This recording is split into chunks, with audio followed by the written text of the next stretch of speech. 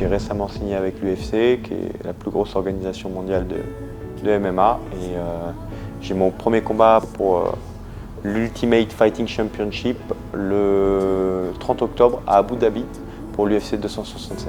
Il y a une première étape qui a été franchie, c'était un objectif que je m'étais donné à moyen terme. Moi j'ai commencé le MMA en 2019 et je voulais au bout de 2 ans réussir à rentrer dans l'UFC. C'est peut-être un peu arrogant mais ça a été plus ou moins réussi. On voit un papier où il y a clairement marqué l'UFC vous demande de faire un échocardiogramme, électrocardiogramme et l'IRM cérébral, MRI, MRA. Voilà, et ça servira d'ordonnance. Et je te fais tout ça avant, tout sera réalisé jusqu'à jeudi, 1h du matin, le dernier examen, l'IRM. Tu te rappelles la première musique que j'ai mis au premier fight d'Adiel? Ah, je sais pas, c'était un truc. Tu te rappelles? Attends, je vais te la mettre. Ah, c'était horrible. Je même pas. Personne ne s'est rappelé de cette musique. C'était du hard, non? Ou je sais pas quoi. Métal. C'était du métal. C'était ma préférée de Rammstein. Attends, je vais te la trouver. Ils sont allés avec son groupe voir des grands brûlés. Et en fait, ça l'a inspiré la musique pour les vrais cramés, quoi. Bonjour à tous, Benoît Saint-Denis, combattant professionnel de MMA, alias God of War. On est aujourd'hui avec la chaîne Gong, c'est la 4e participation avec cette chaîne, donc avec Fred, le boss de The Gong, que vous connaissez tous. Et on est ici à la FMA Training Center, c'est une académie de MMA qui est située à Neuchâtel. Je prépare l'UFC 267 avec Volkan Oezdemir, avec les coachs Daniel Warin et Nelson Carvalho. Mes parents, quand on foutait tellement la merde, ils nous ont mis dans une école de frères. Ah, ils rigolent pas. Il y avait un prof de musique qui s'appelait Nunus, il avait une baguette mais de bambou, tu vois, longue, tu sais. C'est un peu à la barbare avant quand même. Hein. Maintenant, on vous amasse sur les Ah, c'est mort, hein? Tu te retrouves en prison, c'est du spécifique, mais il faut commencer doucement. Donc là, face à face, on ne bouge pas. J'envoie le jab dans l'axe. Par contre, quand je kick, je me désaxe. Il ne faut pas me faire contrer. Hein. Je ne rentre pas en plein axe, hein, d'accord? Donc j'envoie le jab, je kick. J'envoie le direct, je kick. Ok, chacun son tour. Allez, c'est parti. Basique. Allez, on chauffe la machine. On chauffe la machine doucement. Droite-gauche ou gauche-droite. On est venu s'entraîner en Suisse 3-4 jours là, pour changer un petit peu, pour changer d'air et prendre un peu de plaisir. Bon, c'est réussi pour le moment. Et après, on va finir le camp à la maison, à Paris, entre le Venom Training Camp et Subtac. On s'entraîne dur. La préparation se passe bien, hein. On ne change pas nos habitudes. Pour l'instant, ça nous a porté jusque là où on est, donc on va rester là-dessus. C'est toujours bien de sortir du cadre de l'entraînement, aller un peu ailleurs, prendre déjà au niveau oxygène, hein, la Suisse, là on est bien. Et puis aussi échanger avec d'autres combattants. Et comme déjà j'ai Mathieu qui s'entraînait pas mal avec Volkan, et je connaissais Nelson du Lion FC. D'ailleurs c'est là où Benoît a fait son premier combat, hein. C'est ici à Neuchâtel. Donc je me suis dit pourquoi pas aller en Suisse, faire un petit échange. Le prochain combat c'est contre Ankalaev. C'est un Russe, il est numéro 7. Il a aussi plusieurs victoires d'affilée. C'est de nouveau quelqu'un qui est un petit peu dans les discussions pour le titre. Prochainement, c'est de nouveau quelqu'un qui a une belle hype, une belle montée. Donc c'est un très bon combat pour moi parce que ça me permet aussi, comme d'habitude, de voler la hype des gens, de me replacer aussi dans la course au titre. Parce que lui, par exemple, il a quand même maintenant 6 victoires d'affilée à l'UFC. C'est quelqu'un qui est aussi plus silencieux, mais qui a fait un très bon travail. Donc il a vraiment cimenté sa place aussi en tant que challenger. Mais il lui manque justement peut-être une grosse victoire avant d'être dans les discussions maintenant prochaines du titre. Mais vraiment, c'est quelqu'un qui me maintient maintenant dans le classement très haut. Et c'est pour ça que ce combat est très important aussi pour moi. Donc tu montes à gente perto da grade, sabe? Boum! O cara caiu Et duro. tire vraiment la jambe. Hein. C'est quoi ça? C'est attaque de mille souffrances. Oui, c'est un chevalier. C'est un chevalier. Là. Isso.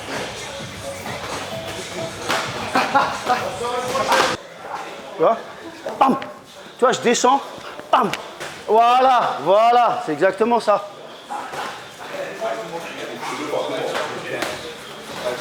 C'est un short notice, c'est un remplacement sur un un adversaire l'adversaire de Eliseu dos Santos, qui est mon adversaire de la nuit du 30 octobre, s'était blessé. Donc je le remplace et je serai en face du Brésilien le 30 octobre dans la cage à Abu Dhabi.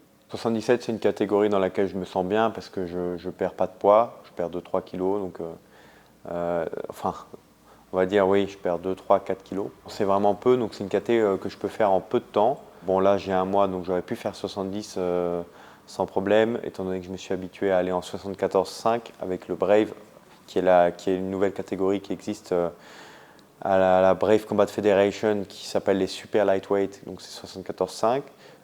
J'étais contender numéro 1 dans cette catégorie au Brave avant de passer à l'UFC. Donc je pense qu'à l'UFC, ça sera mon dernier combat en 77, sauf surprise, short notice.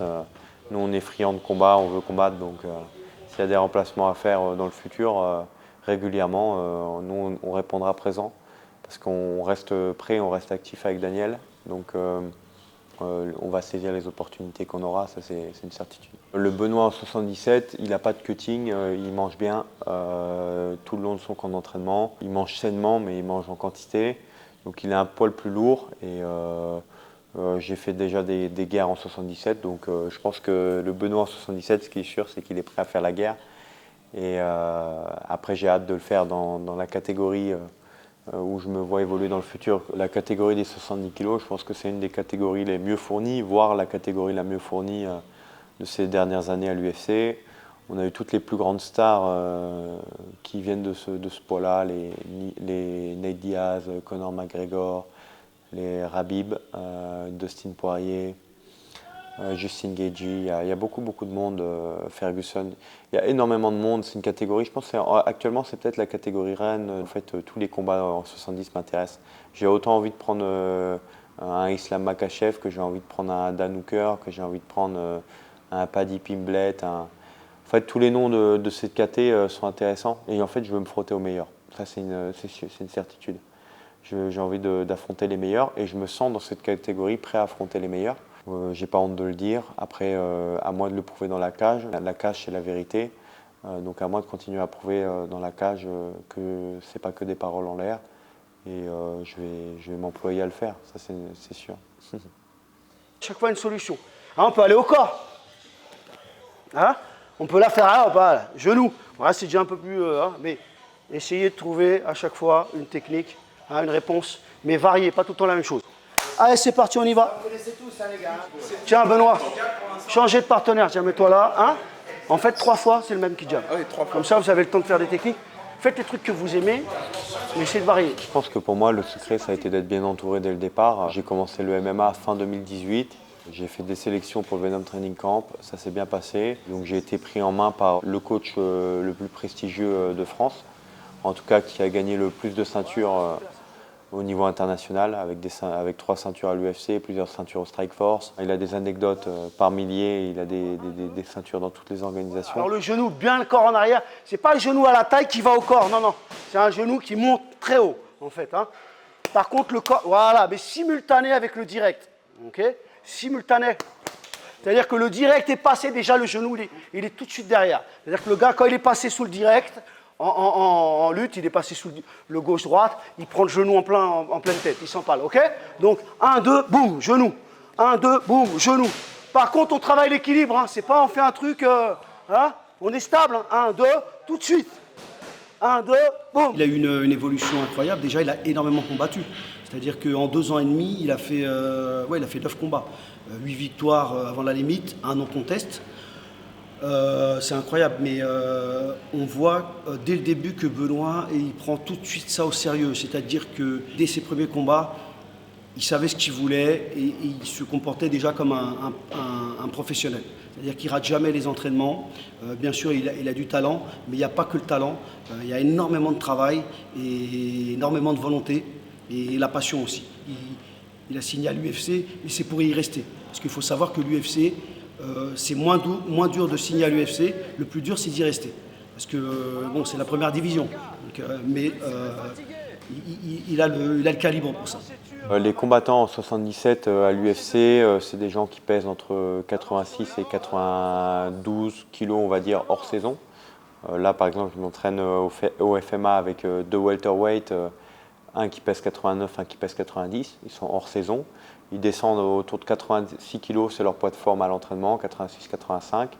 Et après, ils font leur cutting, ils perdent leurs 6-8 derniers kilos avec le cutting, donc la déshydratation et un régime cétogène. Enfin, il y a plein de manières de perdre le poids, mais ils font le fameux cutting.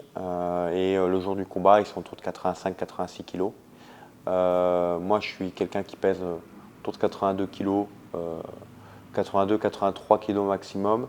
Quand je m'entraîne bien, je suis autour de 81 kg. Donc en fait, je suis un welterweight très léger, mais je suis capable d'évoluer rapidement au welterweight. Et avec un bon camp d'entraînement, je peux faire 70 kg relativement facilement également. Donc c'est les deux KT qui me plaisent beaucoup. Mathieu Leto, Jorik Montagnac. Il y en a d'autres avec qui on s'entraîne également. Il y a plusieurs sparring que j'ai l'occasion d'avoir régulièrement. Mais bon, c'est vrai que Mathieu Leto et Jorik Montagnac, on est ensemble depuis plus de 2 ans. On s'entraîne ensemble, on s'accompagne au combat, on s'encourage. Donc c'est des sparring de qualité que j'ai eu de la chance de voir évoluer en même temps que j'ai évolué. Et non, ça se passe très bien. Donc non, c'est une fierté de faire partie de cette équipe, une fierté d'être bien coaché et d'être bien entouré. Ah mais il kiffe le vieux, il a raison. Mais il dépense des milliers de trucs pour... Il a raison. Je crois qu'il a 22 ans, je crois. Ouais, c'est ce qu'il a marqué.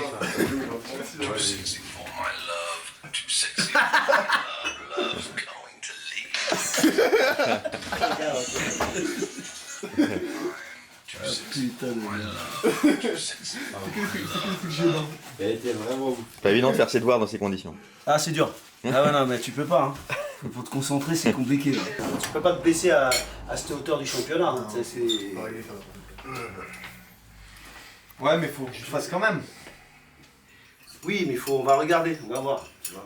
Non tu vas faire, je vais voir à qui je peux te mettre. Aujourd'hui, moi je tourne avec les lourds, les gars, moi je tourne avec vous aujourd'hui. Hein. On me remet Non pas mais la tu carte. vas aller avec, je vais te mettre un peu avec Volcan. Hein. Ouais, vas-y. Ah bah ouais. Carrément. Ah bah ouais. Carrément. T'étais avec qui hier? Moi, tu vas me mettre avec les légers pour faire de Hier, on la m'a vitesse. puni.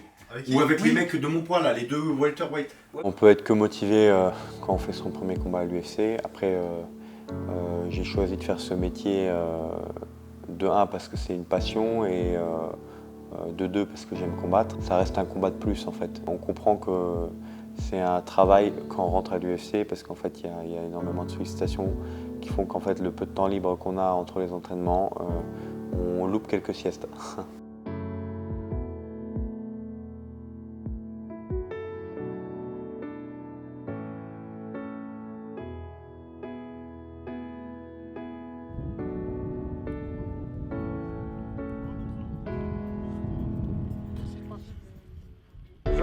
Ah non, je suis trop proche. Faut qu'une bière, ça va pas me tuer. C'est quoi ton on va dire ça? Qu'est-ce que tu imposes à ta conscience? À partir de quel moment ta conscience qui commence à te dire non là faut. Non, une bière, en vrai, une bière, ça fait rien. C'est juste que là, comme c'est l'UFC, je me mets la pression tout seul. Non mais lui, par contre, lui il teasait. Hein. Ouais, Je peux dire que filmer c'est pas un problème, mais il faut pas qu'on sorte du cadre de l'entraînement. Tu vois ce que je veux dire ou pas? Voilà, en bas, voilà. Bah oui. Ouais. Dépendant, non. Bah exactement.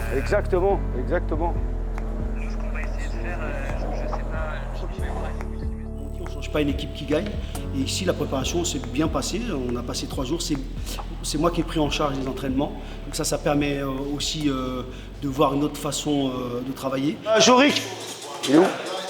Mets-toi avec Volcan. Voilà, jab, on sort bien de l'axe.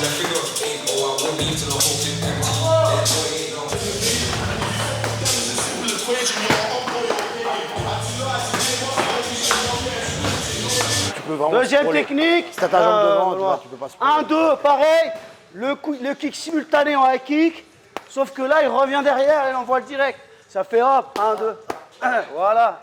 Là, pareil, quand je l'ai pris, exactement, j'ai défendu. Je ne peux pas défendre le direct. Et en plus, même le coup simultané, je ne le vois pas arriver, le high kick. Parce qu'il est rentré, le point est rentré, la jambe est rentrée derrière. Donc là, pareil, bam, bam, bam. Ça, c'est comme un Superman Punch. Hein. Je clique, j'envoie derrière. Ok, 1, 2, 3, 4. Toi, par exemple, toi, on fait un quand tu vas 4 repousser, il faut vraiment que tu te relèves vraiment. Tu fasses l'effort de te relever. Tu Mais là, justement, c'est pas mal de soumettre. faut soumettre, relever, renverser. Tu vois. Faut vraiment faire l'effort. En fait, renverser, c'est dur. Me relever, j'y arrive bien. J'arrive facilement, je l'ai fait sur le premier thème. Et après, j'essaie renversement soumission, c'est plus dur que de se relever. Relever, je trouve ça plus facile que renverser soumettre. Alors Volcan, pour dire la vérité, j'ai commencé à le suivre justement quand je suis venu en Suisse la première fois avec Benoît et Jorik et Abou. C'est un combattant très solide, il a déjà combattu pour la ceinture. Mais en fait, sur cette UFC 267, c'est Glover Teixeira que je connais bien parce que je l'ai entraîné. Donc je connais beaucoup plus que Volcan en fait, pour dire la vérité. Mais bon, c'est un grand combattant et je pense que ça va être une belle guerre parce qu'il prend un sacré client lui aussi. Volcan, pour gagner ce combat, va falloir qu'il soit un peu plus imprévisible. Hein, Volcan, tu sais quand tu déséquilibres, il ne faut pas chercher le positionnement parfait derrière. Il faut envoyer, c'est tout. Même si, tu vois, en fait c'est pour surprendre, c'est tout.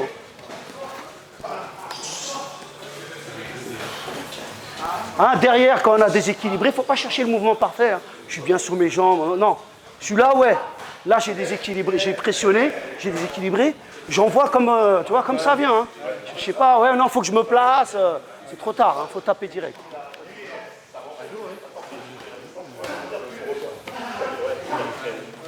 Les moins de 93 sont très nouveaux combattants maintenant, on va dire. C'est plus le top 10 que je voyais à l'époque quand j'étais arrivé à l'UFC. C'est vrai que c'est devenu vraiment des nouvelles têtes. Vraiment, à l'époque, il y avait les indétrônables, il y avait Gus, John Jones, il y avait Glover, indétrônable toujours. Hein. Ilir, il y avait Manoa, tout ça, et ils sont tous partis quasiment. Hein. Maintenant, il y a beaucoup de nouveaux et aussi il y a une tête en plus à chacun en fait. Avant, j'étais parmi les plus grands, maintenant je suis un des plus petits. Et puis je vois que la catégorie a beaucoup changé de visage. Et il y a un nouveau style et un nouveau flow, une nouvelle énergie qui est là et je trouve qu'elle est très intéressante. Ouais, exact. Mais on voit, faut vraiment qu'ils sentent que celle-là elle est rentrée. Hein, pour, tu vois. Ouais, exactement, tu vois. Parce qu'elle masque. Pareil, Benoît, tu la travailles celle-là, Benoît. Sur le jab, tu sors et en même temps la jambe elle monte simultanément. Voilà, tu vois. Ouais, voilà. Non, mais oui, celle-là, tu sais. Mets-toi en gaucher. Mets-toi en gaucher. Voilà, il envoie en gaucher le jab. Quand on voit le point, mais en même temps, la jambe derrière. Oui. Voilà, mais si tu as la jambe qui monte, c'est fatal. Parce que tu peux pas la voir arriver. J'avais été déjà prévenu parce que j'ai la chance d'évoluer avec des gens qui connaissent quand même l'UFC, qui ont déjà participé à des événements. J'ai Daniel qui a énormément d'expérience, qui a fait plus de 10 ans là-bas. Après j'ai Guillaume qui a amené donc mon manager qui a amené un fighter qui s'appelle Fares Yam là-bas, qui évolue dans les 70 kilos. Donc en fait, je savais déjà qu'il y avait tout ça, mais quand ça te tombe dessus, les examens médicaux, les contrôles antidopage, il y a beaucoup de choses et c'est normal. Surtout, je pense, il faut un temps d'adaptation. Donc là, c'est le premier combat, c'est pour ça que je dis qu'il faut que je reste focus sur le combat. Parce que je pense que pour le premier combat, il y a toujours beaucoup de sollicitations et beaucoup d'inconnus. Il faut essayer de rester dans ce qu'on connaît du combat et de la cage pour être performant le soir même.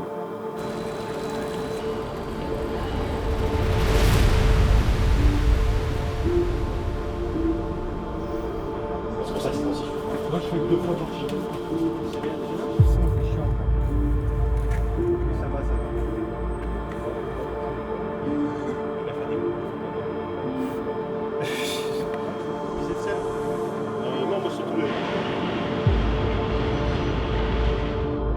Maintenant, continuer sur ma lancée, être victorieux, travailler dur pour être victorieux, parce qu'en fait, le MMA, c'est très dur. On peut parler autant qu'on veut, la réalité, comme je le disais, c'est la cage, donc il faut être performant dans la cage, il faut bien s'entourer, il faut travailler dur, et puis je pense qu'il y a de la place pour tout le monde, et voilà, il faut tout donner.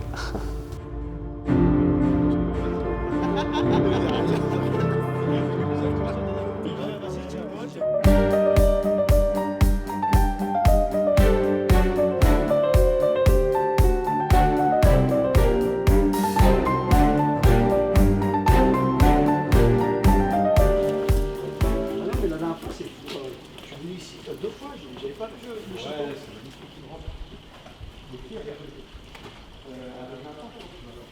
De toute façon, par exemple, est-ce que tu fais beaucoup de ça par exemple, tu restes sur ta place. De toute façon, les coudes, tu rentres avec un pas. Là, tu fais mal. Ouais, mais c'est bon, oui, même chose, je me rappelle les coups que tu avais mis avec un coup, c'était sur place. Ils étaient bien, mais il n'y avait pas le. Tu vois, il n'y avait pas le. Ouais, non, en fait, non. Ah oui. Eh oui, là, par exemple. Ah oui. Ah oui, voilà. C'est vrai, oui, c'est vrai qu'on peut le. Non, pas celui-là. Ah, ok. Voilà. Ouais, tu vois, en plus, t'as la pistolet comme ça. Tu lui mets un petit coup comme ça. Un petit coup. C'est un peu le style shoot-box. Ils sont un peu bagarreurs. Ouais, c'est pas très technique. Ils sont durs en mal et tu vois.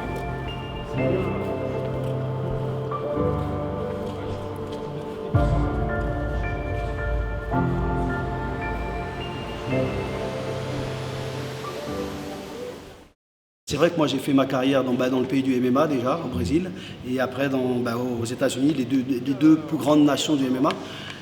Et j'ai une autre vision, c'est clair, j'ai une autre vision. Et c'est vrai qu'en France, j'ai remarqué, il y a un complexe d'infériorité. Ça c'est dommage, parce qu'on a des gros talents et je dirais qu'il y en a qui loupent le coche. Nous on ne loupe pas le coche par contre. Il y a une opportunité, on met le pied, la jambe, le corps, on y va. On y va sans complexe. On a des très bons combattants, des très bons entraîneurs. Hein. Faut pas penser, oui, l'herbe est plus verte ailleurs. Il faut y aller et croire à son potentiel, c'est tout. En fait, la dernière fois que je suis allé à l'UFC, c'était à l'UFC, c'était en Écosse avec Alexandre Pantoja. Et ça fait 4 ans. Et honnêtement, c'est inespéré parce que quand j'ai signé à Venom, à la base, c'était pour faire des cours commerciaux. Et au bout d'1 an, j'ai créé la Team Elite. Et Benoît a été sélectionné après les autres combattants. C'est un combattant qui vient de zéro, c'est-à-dire que c'est un combattant que j'ai formé et je le signe à l'UFC 2 ans après. On a été prévenu 1 mois avant le combat, mais en fait ça ne change rien pour nous puisqu'il était déjà entraîné. Donc en fait le timing est parfait. Là c'est comme si... Puis 1 mois, il y a de quoi faire. Il faut savoir que 1 mois c'est suffisant si vous êtes entraîné avant. Le problème, c'est que si vous entraînez pas régulièrement, c'est sûr que quand on vous appelle 1 mois, là c'est compliqué. Mais là, dans le cas de Benoît, d'ailleurs dans le cadre de tous mes combattants, ils sont toujours prêts. Donc là, non, au contraire, là on force un petit peu parce qu'on arrive sur la fin. Mais franchement, le timing parfait.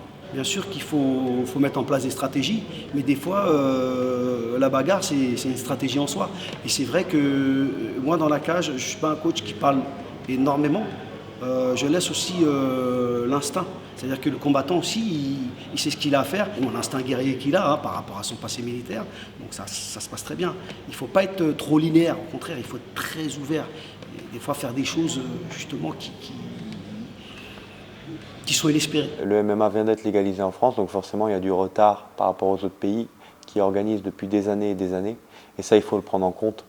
Je pense qu'il faut, pas comme des fois on a l'habitude de faire, essayer de tout faire à notre sauce, mais prendre exemple avec les gens qui le font avec réussite depuis des décennies déjà. Et je pense que si tout se passe bien, le MMA en France va exploser et aura l'impact médiatique qu'il mérite. Moi je trouve que le fight c'est la partie fun. Ouais. Mais normalement c'est la partie où tu dois prendre du plaisir. Bah oui, c'est la partie fun. Quel plaisir à faire des diètes, s'entraîner tous les jours. Ah c'est vrai que c'est horrible. Putain de merde. Là c'est 3x5 ou 5x5. Ah, on recommence. Bonne attitude les gars. L'attitude les gars, on y va. Ouais, il se met comme ça, il avance, take down, non-stop, ok? Dès que ça sonne, c'est l'autre, 6 minutes, ok? D'accord? Vraiment, laissez-vous aller. Vous liftez un peu la personne, etc., mais au bout d'un moment, vous êtes fatigué, peut-être partez en single, partez en crochetage, ok? Ah ok, je vois. Ouais. Oui, exact, encore. Voilà. Voilà, ça c'est magnifique. Oui. Un boum. Ça va le forcer. Ah, on doit rester lucide sur ces takedowns. On fait pas n'importe quoi. Voilà, on fait pas d'invention. Hein, ça sert à rien d'inventer des techniques de ninja, les gars. Hey, go, go, go. 2 minutes la même personne. Go, go. Vamos. On n'est pas là pour parler. Let's go, let's go, let's go. On y va, on y va. On n'utilise que des techniques que vous allez utiliser en fight, rien d'autre. Ça, c'est bien. 30 secondes.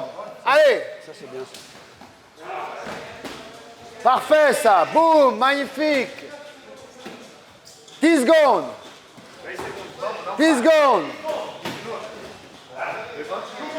Ok, le numéro 2 se prépare. Je pense que mon combat il va être très violent parce qu'on a des styles qui se ressemblent un peu.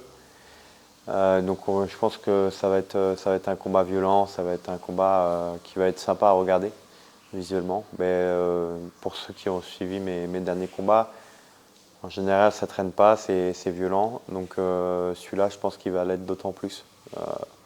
Moi je peux, mis à part de la violence, je peux rien vous promettre pour le moment.